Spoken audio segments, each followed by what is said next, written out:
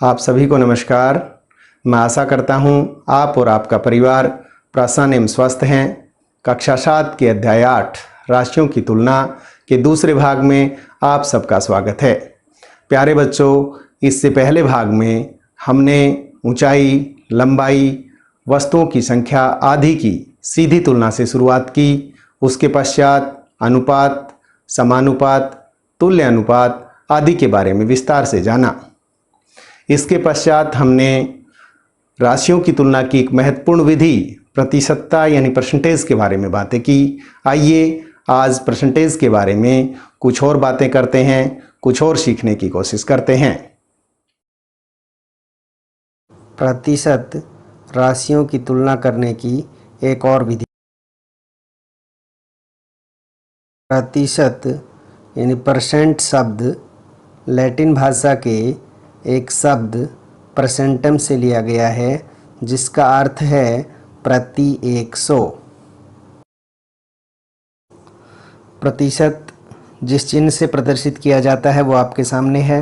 प्रतिशत का अर्थ है 100वां, 1%, 2%, 3%, 4%, 5%। ये सब कैसे लिखा जाता है आपके सामने है।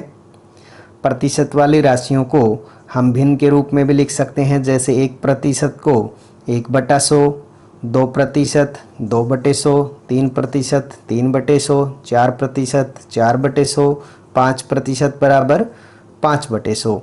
इस प्रकार से प्रतिशत लिखने का एक तरीका आपके सामने है।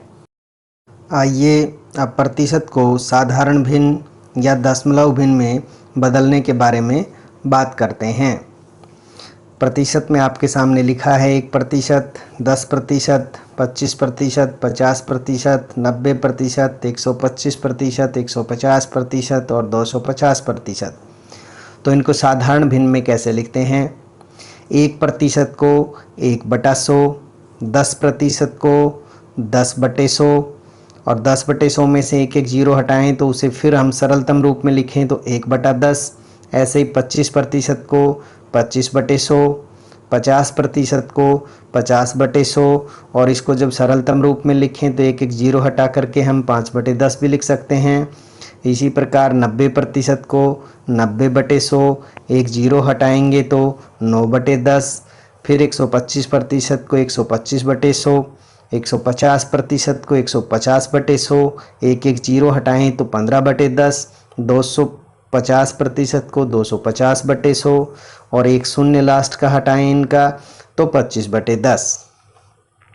इसके बाद साधारण भिन्न के बाद इसे दशमलव भिन्न में बदलने की कोशिश करते हैं, सीखते हैं। तो दशमलव भिन्न में जैसा आपको पहले भी ज्ञात है कि नीचे जितने शून्य होते हैं, हर में जितने शून्य होते हैं, ऊपर अंश में दाईं साइड से उतने ही अंक छोड़ करके दशमलव लगाया जाता है। तो 1/100 को हम लिख सकते हैं 0.01। 1/10 को यानी जो 10% का था उसे हम लिख सकते हैं 0.1। 25% का जो 25/100 है, क्योंकि हर में दो शून्य हैं तो दो अंक से पहले दशमलव लगेगा यानी 0.25। इसी तरीके से 50% जिसकी साधारण भिन्न 5/10 आ गई तो 0.5। 90% जिसकी साधारण भिन्न 9/10 है, इसको दशमलव भिन्न में 0.9। इस तरीके से हम प्रतिशत को साधारण भिन्न और दशमलव भिन्न के रूप में लिखते हैं। प्रश्न नंबर 6, दिए गए प्रतिशतों को साधारण व दशमलव भिन्नों में बदलो और अपने उत्तर को सरलतम रूप में लिखो। यानी ये जो भिन्न 10% में हमें दिया गया है, इसे हमें भिन्न में बदलना है, साधारण और दशमलव भिन्न में, और उसके बाद जो उत्तर आएगा उसे हमें सरलतम रूप में लिखना है। तो देखिए सबसे पहले चलते हैं 25%। यदि हम इसे साधारण भिन्न में बदलें तो साधारण भिन्न इसकी क्या बनेगी? शाबाश बताइए। साधारण भिन्न प्रतिशत जब हटाएंगे तो क्या होगा? बटे में 100 लग जाएंगे। तो ये तो इसकी साधारण भिन्न आ गई। साधारण भिन्न के बाद आगे है दशमलव भिन्न। दशमलव भिन्न में हमने क्या सीखा था कि नीचे जितने शून्य होते हैं उतने अंक छोड़ के दशमलव लग जाता है। तो जब इसकी दशमलव भिन्न बनाएंगे तो दशमलव भिन्न में क्या बनेगा, 2 अंक छोड़ेंगे, क्या हो जाएगा, 2 अंक छोड़कर, यानी 25 से पहले दशमलव लगेगा और जब एक भी अंक नहीं है तो शून्य लगा देंगे। ये हो गया, ये हमारी साधारण भिन्न, ये दशमलव भिन्न। और फिर कहा सरलतम रूप में लिखो। तो सरलतम रूप जो 25/100 है, इसका सरलतम रूप बनाना है। तो सरलतम रूप के लिए इन्हें हम जितना कटेगा, यानी जो भी इनमें उभयनिष्ठ गुणनखंड है उससे इनको हम काट देंगे। तो यहां पर आप 5 से काटिए, 5 5 25, 5 दूनी 10, 0, 5 एकम 5, 5 चौके 20, 1/4। ये सीधा भी काटा जा सकता था, 25 एकम 25 और 25 चौके 100। तो 1/4 इसका सरलतम रूप हो गया। आइए अब इसको करते हैं। 150% है, जब साधारण भिन्न बनानी होगी तो प्रतिशत हटेगा, प्रतिशत हटेगा तो क्या आएगा, शाबाश, बटे में 100 लग जाएंगे, 150/100। ठीक है, ये हमारी साधारण भिन्न हो गई। साधारण भिन्न के बाद दशमलव भिन्न। दशमलव भिन्न में हमने अभी क्या सीखा कि जितने शून्य हैं हर में उतने अंक छोड़ के दशमलव लगा दो।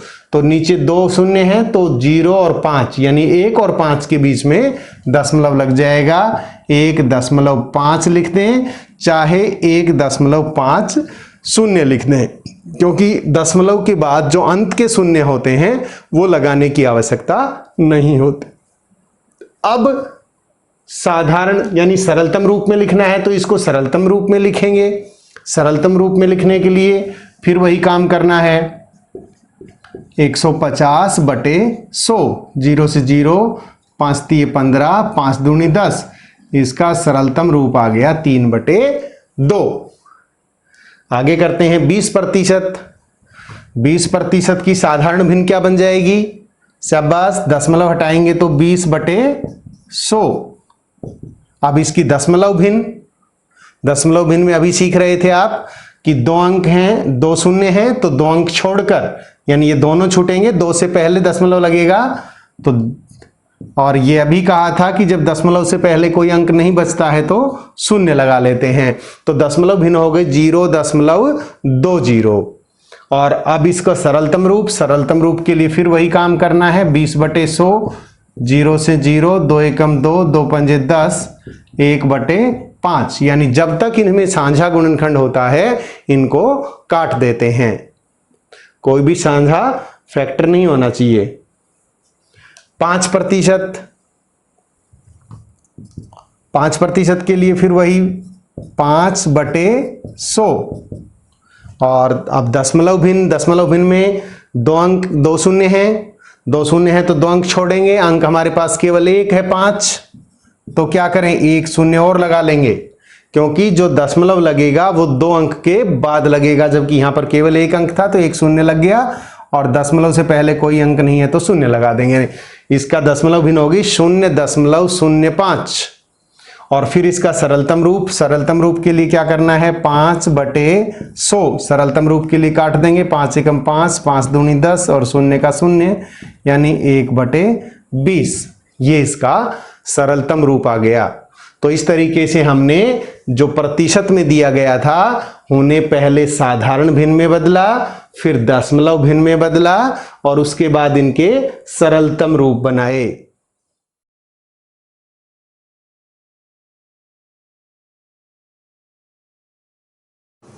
किसी वस्तु के सभी भाग मिलकर सदैव एक संपूर्ण वस्तु बनाते हैं। मान लीजिए यदि एक कक्षा में 30% लड़के हैं तो इसका अर्थ हुआ कि यदि कक्षा में कुल 100 विद्यार्थी हैं तो उनमें से 30 लड़के हैं तथा शेष लड़कियां होंगी। तो लड़कियों का प्रतिशत ज्ञात करने के लिए हमें जो संपूर्ण होता है 100%, उसमें से लड़कों का प्रतिशत घटाना होगा। तो लड़कियों की संख्या होगी या लड़कियों का प्रतिशत होगा 100 माइनस 30% बराबर 70%।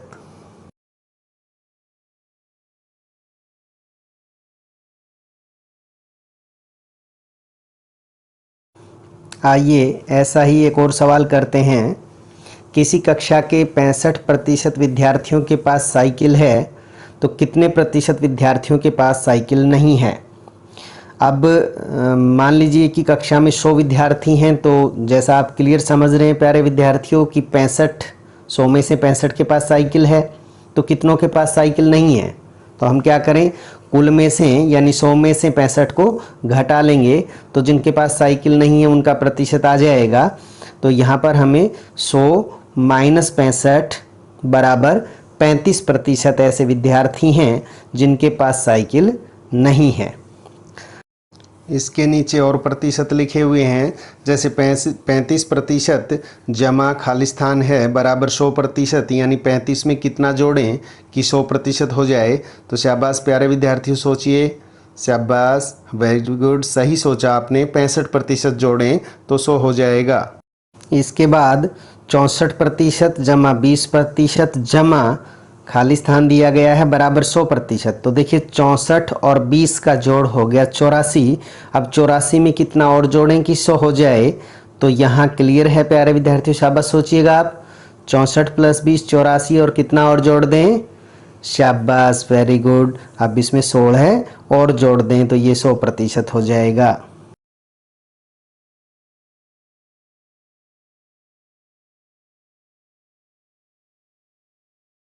आइए अब ऐसा ही एक सवाल और करते हैं। एक टोकरी में सेब, संतरे और आम हैं।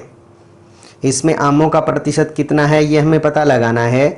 जैसा आप देख पा रहे हैं, टोकरी में 50% सेब हैं, 30% संतरे हैं और आमों का प्रतिशत हमें ज्ञात करना है। तो प्यारे विद्यार्थियों, जैसा आप समझ पाए हैं अभी तक कि तीनों तरह के फ्रूट, तीनों तरह के फल यानी सेब, संतरे और आम मिलकर टोकरी के 100% फल बन जाते हैं। तो अब हमें आम का प्रतिशत ज्ञात करने के लिए कुल प्रतिशत जो 100 है उसमें से सेब और संतरे का प्रतिशत जोड़कर घटाना होगा। तो 100 में से 50 और 30 का योग यानी 100 में से 80 घटाएंगे, तो 100 में से 80 घटाएंगे तो 20% आ गया। तो आमों का प्रतिशत हमारा हुआ 20%। इसमें एक नगर की जनसंख्या में महिलाओं, पुरुषों और बच्चों के प्रतिशत की बात की गई है। तो प्यारे बच्चों, इसमें एक नगर में 30% महिलाएं हैं, 40% पुरुष हैं तथा शेष बच्चे हैं। तो बच्चों का प्रतिशत कितना है ये पूछा गया है।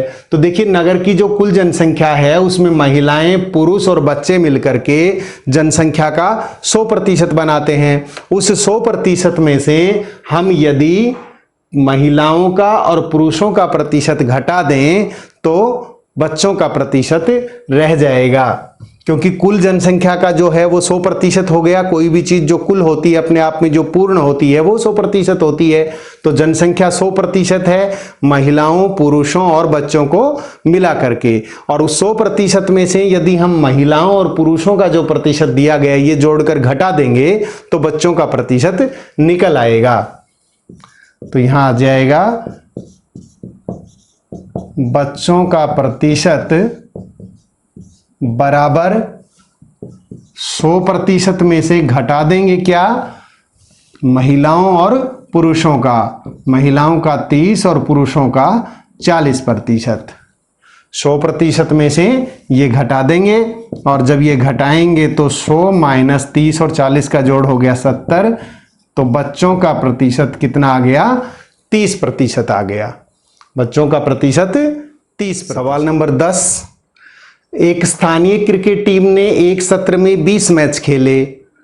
इनमें से उस टीम ने 25% मैच जीते, तो जीते गए मैचों की संख्या कितनी थी।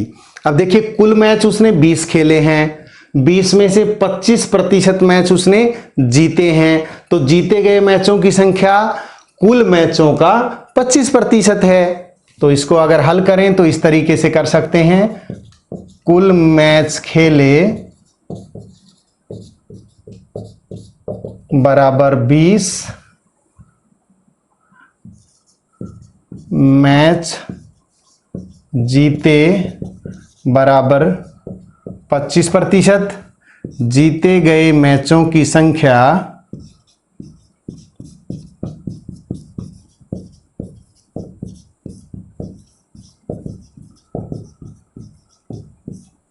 शाबाश, सोचिए जीते गए मैचों की संख्या क्या हो सकती है, आप अनुमान लगाइए अपने हिसाब से। गुड। कुल उसने 20 मैच खेले हैं 25% उसने जीते हैं। संख्या हमें ज्ञात करनी है। शाबाश, क्या करेंगे हम? 20 का 25%। भाई उसने 20 खेले हैं और उनका 25% उसने जीता है, तो जीते गए मैचों की संख्या 20 का 25%। 20 का मतलब गुणा और 25% ये हट जाएगा। यानी उसने कितने मैच जीते हैं? 5 मैच जीते हैं। जीते गए मैचों की संख्या 5।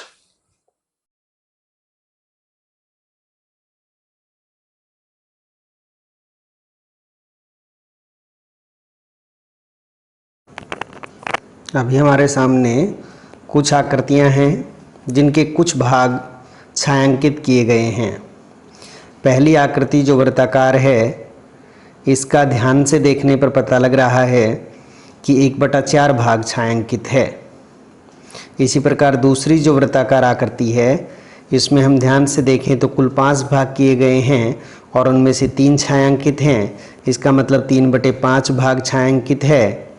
और नीचे जो आयताकार आकृति दी गई है, इसमें कुल भाग 8 किए गए हैं और उनमें से 3 छायांकित हैं।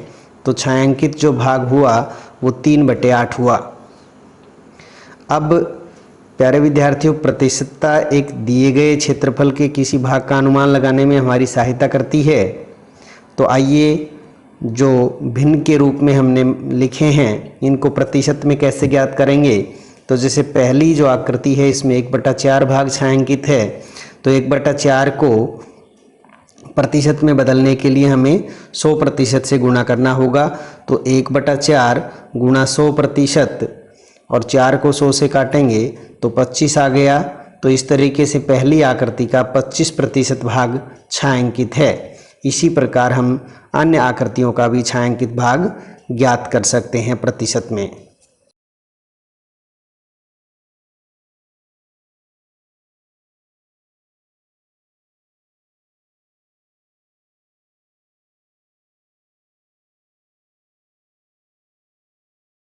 पांचवें सवाल में संपूर्ण राशि ज्ञात कीजिए यदि पहले भाग में है कि राशि का 5% 600 है।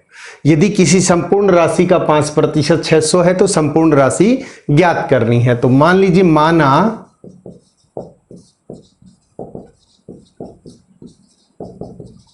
संपूर्ण राशि बराबर x।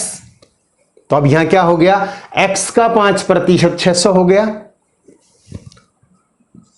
x का 5% बराबर 600। शाबाश, अब इसको आराम से हल कर लेंगे आप। देखिए, x गुणा 5% का मतलब 5/100 बराबर 600 और x का मान ज्ञात करना है। तो x बराबर 600 और ये 5/100 जब साइड चेंज करेंगे तो पलट जाएगा, 100 गुणा में चला जाएगा और 5 बटे में आ जाएगा।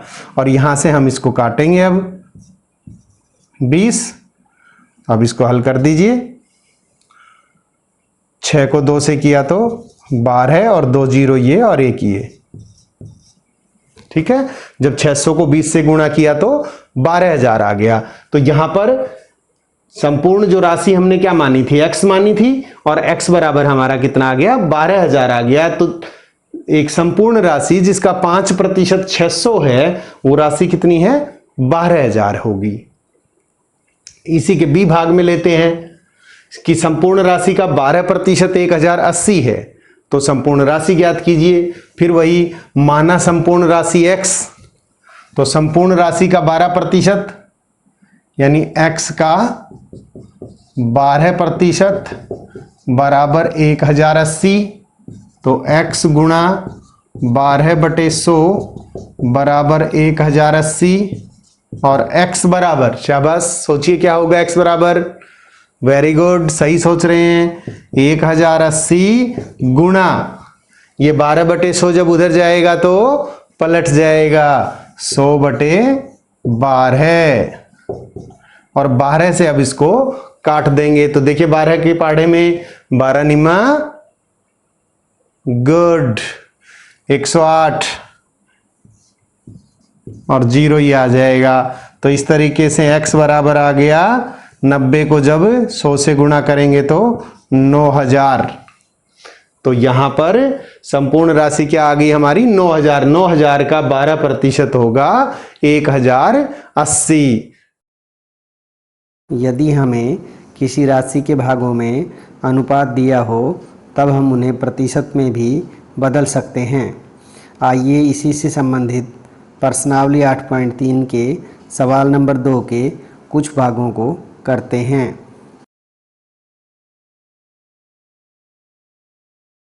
दिए गए अनुपात के पदों को प्रतिशत में बदलना है। तो पहले भाग में जो अनुपात दे रखा है वो 3:1 है, इसे प्रतिशत में बदलना है। तो इसे ध्यान से समझना है। पहले हम इन दोनों अनुपातों का योग करेंगे। अनुपातिक योग, ये हो गया 3 + 1 = 4। दोनों अनुपातों को हमने जोड़ लिया और फिर क्या करना है, अनुपात के जो दोनों पद हैं उनको प्रतिशत में बदलना है। तो पहले पद का प्रतिशत क्या बदलेगा। अब पहला पद कितना है 3,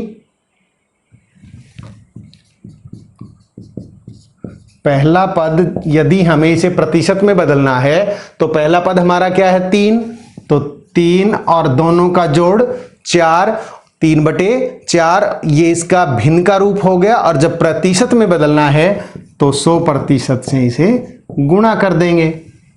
अब इसे हल कर लेंगे। 4 एकम 4 और 4 से किया तो 25 और 3 गुणा में 25 बराबर 75%। ठीक है। अब इसका दूसरा पद,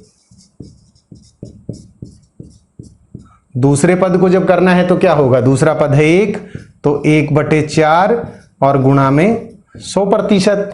इसको काट दिया 4 से तो ये आ गया 25%। पहला पद हमारा 75% और दूसरा पद 25। वैसे भी चेक कर सकते हैं, दोनों को जोड़ेंगे तो 100% हो गया। इसका मतलब हमारा जो ये यहां गणना है ये बिल्कुल ठीक है। अब इसमें आते हैं, इसमें भी वही काम करना है। सबसे पहले क्या करेंगे, अनुपातिक योग।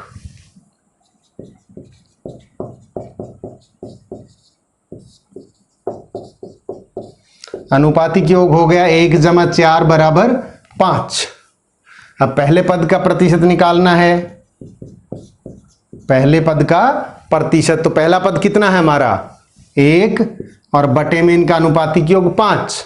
भिन्न के रूप में तो लिखा गया 1/5 और जब इसको प्रतिशत में बदलना है तो वही 100% से इसे गुणा कर देंगे।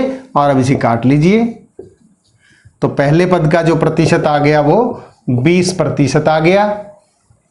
और इसी तरीके से शाबाश दूसरा पद, दूसरे पद का बताइए भिन्न के रूप में क्या लिख सकते हैं, शाबाश सोचिए, गुड। 4 तो ये है और बटे में इन दोनों का योग, 4/5 भिन्न का रूप और प्रतिशत में बदलना है तो 100%। और अब इसे काट लीजिए, 20 का 80%। फिर वही काम, दोनों को जोड़ेंगे तो 20 और 80 100%। यहां से क्लियर, हमारी गणना बिल्कुल ठीक है। किसी राशि का घटना या बढ़ना भी प्रतिशत में दर्शाया जा सकता है। हमारे दैनिक जीवन में बहुत सी ऐसी घटनाएं हैं जहां इसकी आवश्यकता होती है। जैसे कमीज़ का मूल्य 80 रुपये से घटकर 60 रुपये हो गया, तो कमीज़ के मूल्य में कितने प्रतिशत की कटौती हुई। इसी प्रकार किसी परीक्षा में प्राप्तांक 20 से बढ़कर 30 हो गए, तो यहाँ प्राप्तांकों में कितने प्रतिशत की वृद्धि हुई। आइए इसी से संबंधित प्रश्नमाला 8.3 के कुछ अभ्यास के प्रश्न करते हैं।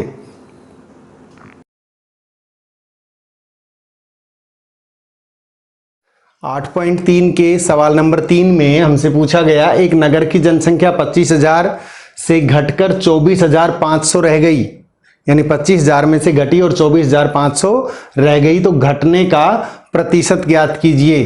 तो नगर की जनसंख्या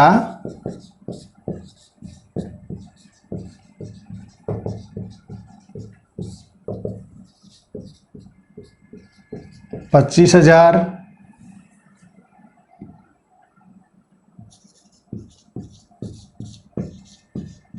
+ घटने के बाद जनसंख्या 24,500, जनसंख्या में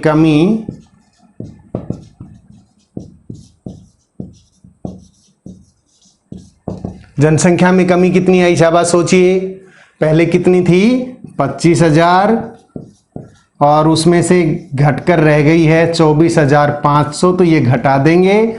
तो यहाँ पर 25,000 में से 24,500 घटाएंगे तो 500 आ गया, यानी जनसंख्या में जो कमी है वो कितनी है 500 की कमी आई है और घटने का प्रतिशत बताना है।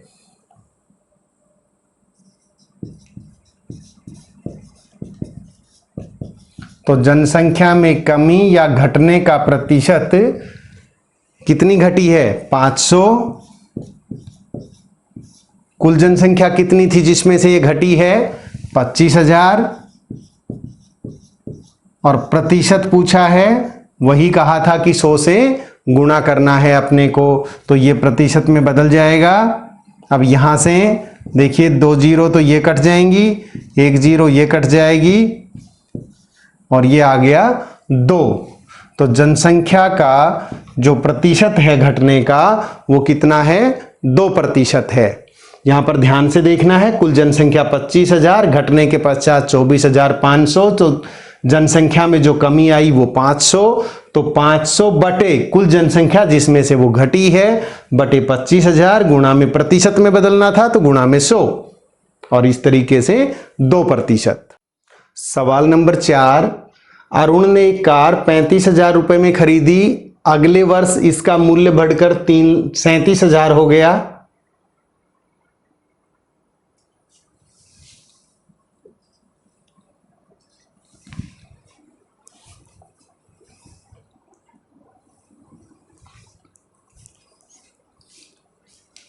सवाल नंबर 4 में अरुण ने एक कार 3,50,000 रुपए में खरीदी, अगले वर्ष इसका मूल्य बढ़कर 3,70,000 रुपए हो गया, तो कार के मूल्य की प्रतिशत वृद्धि ज्ञात कीजिए। तो यहां से अब अपने को ज्ञात करना है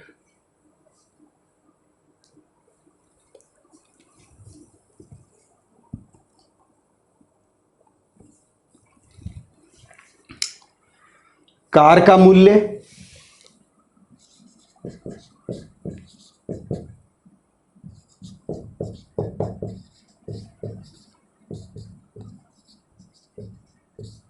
कार का प्रारंभिक मूल्य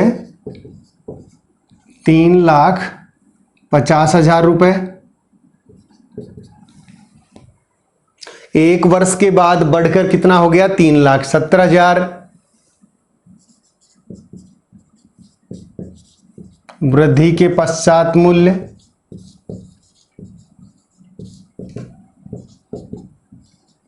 3,70,000, मूल्य में वृद्धि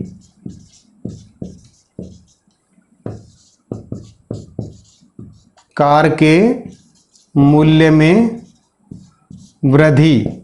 शाबाश, बताओ कैसे ज्ञात करेंगे मूल्य में वृद्धि।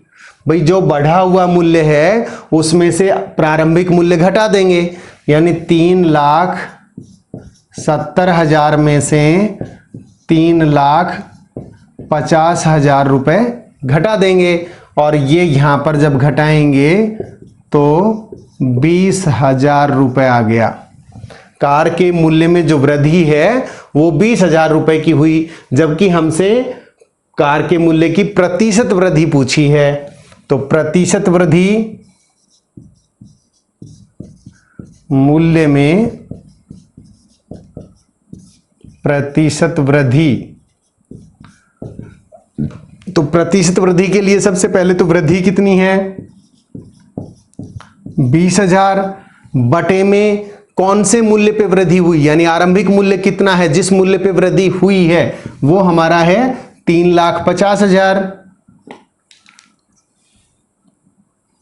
तो 20,000 बटे 3,50,000 और गुणा में प्रतिशत में बदलना है तो गुणा में 100 और यहां पर काटेंगे अब 2 जीरो से 2 जीरो। अब ये 2 जीरो और कट जाएंगे।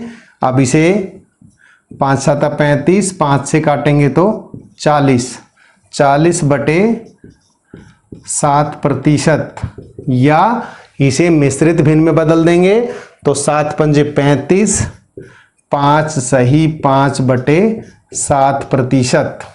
ये कार के मूल्य में प्रतिशत वृद्धि हो गई। आइए अंत में प्रतिशतता के सीखे गए उपयोगों को दोहराते हैं। नंबर 1, जब हमें किसी राशि का प्रतिशत ज्ञात हो तब हम वह संपूर्ण राशि ज्ञात कर सकते हैं। नंबर 2, यदि हमें किसी राशि के भागों में अनुपात दिया हो तब हम उन्हें प्रतिशत में बदल सकते हैं। नंबर 3, किसी राशि का घटना या बढ़ना भी प्रतिशत में दर्शाया जा सकता है। प्यारे बच्चों, आपके मन में उठने वाले प्रश्नों को कमेंट कर सकते हैं ताकि आने वाली वीडियो में उन पर बातें की जा सकें, उनके ऊपर और गहराई से बात हो सके। आज के इस विषय का समापन इस उम्मीद के साथ करते हैं कि बहुत जल्द एक और महत्वपूर्ण विषय को लेकर आपसे बातें होंगी, मुलाकात होगी। आप सभी का धन्यवाद। Thank you.